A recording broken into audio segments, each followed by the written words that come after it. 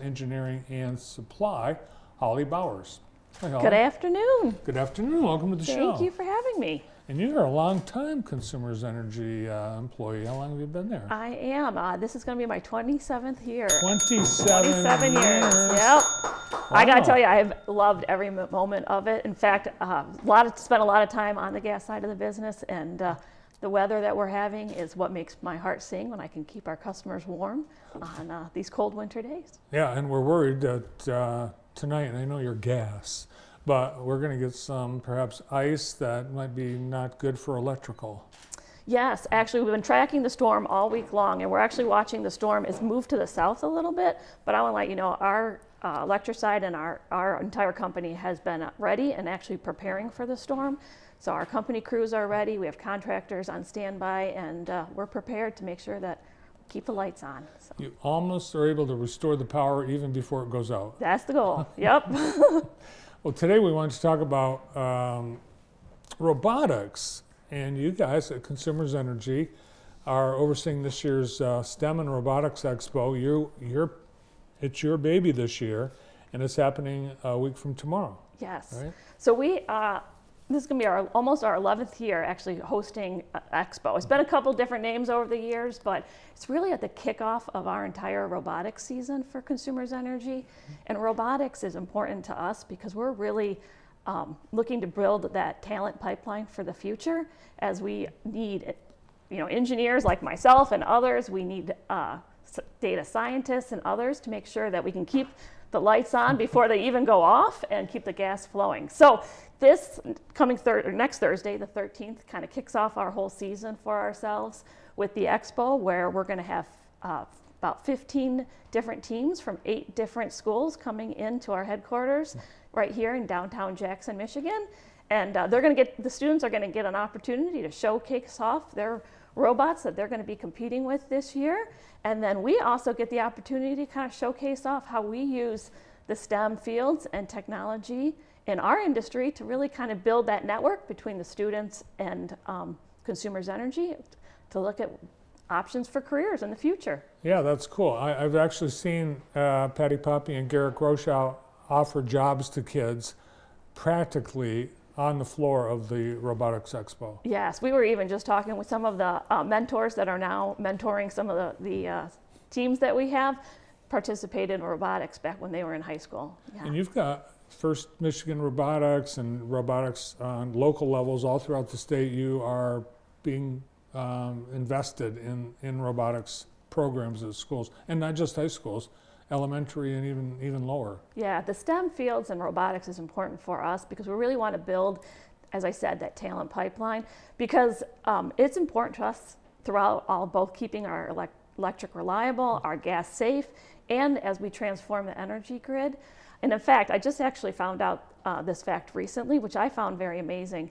35% of the utility job openings are actually in the IT field, everything from data analysts to software programming. So our industry is really changing on how we keep energy safe and secure. And so not only do we need engineers like myself and others, but really strong STEM students. And so what's important to us at Consumers is that we can help build that talent pipeline right here in Michigan and really make sure that our communities and our schools prosper. And so that partnership between robotics and the schools are really important to us to help build for the future. So I get the engineering and I get some of the IT stuff you'd have openings for in Consumers Energy, but what robotics things does the company, where is robotics fitting into the company? Yeah, almost everywhere you can think about it. So we even just talked about power and the storm coming in. So on the electric grid today, we actually have robotics on it called what we call ATRs, or automatic transfer reclosures, that can actually sense like an outage on a line and automatically reroute the electricity so that our customers don't experience that outage. On the gas side of the business, we even have what we call remote closure valves, where our gas control center, hundreds of miles away, can push a button and close a valve.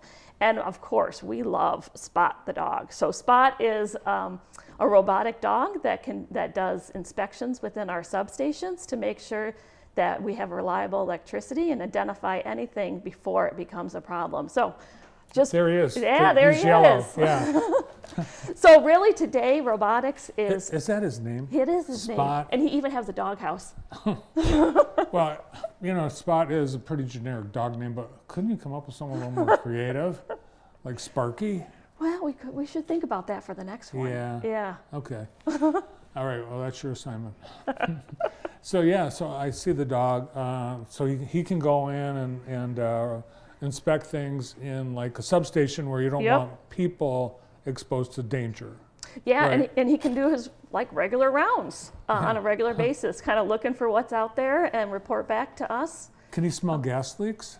He cannot, but we are working on other technology out there that has that potential. So we're really also looking at like emission reduction and what technology is out there. So kind of as we said, robotics is in our system today, but I can't even imagine like 10, 15 years from now when the students that are in the robotics program now are going to be in the energy industry, what might even be possible. So that's why it's important to us. Yeah, and let's think about that too, because 10, 15 years ago, it was mostly boys Yes. in robotics programs.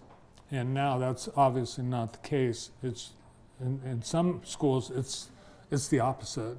But being in the company for 27 years, when you first started, you were an outlier as a woman engineer, weren't you? I was probably one of the few back then, but what was important to me is I got into engineering because my dad was an engineer, and that's how I really got kind of involved in STEM and the possibilities there. And so to your point, robotics really provides that avenue for others that maybe don't have that role model right at home to get involved in the STEM fields. And you're exactly right. To see some of the young ladies now involved in it has been really amazing. I get the opportunity to actually go behind the scenes in some of the district competitions for the last couple of years to watch the teams get prepared and troubleshoot and problem solve, and it's really inspiring to see how they can come up with new ideas. Yeah, it's amazing. I went to the Columbia one last I was. year. It's unbelievable. It's like, if you've never been, it's like like a sports tournament on steroids. Steroids, yeah. It's so exciting to see what they do, yeah. And so you'll be there too. I think it's back at Columbia this year? It is back at Columbia this year, yep, mid-March. So we kick off our season, as I said, next Thursday, and then there's also a championship for VEX the following week, about the 22nd of February, that we'll be sponsoring, and then we go into the first robotics with Columbia in mid-March, and then their state championship is at Grand Valley at the beginning of April. Awesome. Well, thanks for all you do for nurturing the future of our community and our state. And we'll look forward. JTV will be at the robotics event next week and at Columbia as well. Look forward to seeing you again. I look forward to seeing you. Thank you. Thank you. Holly Bowers is Vice President of Natural Gas Engineering and Supply at Consumers Energy.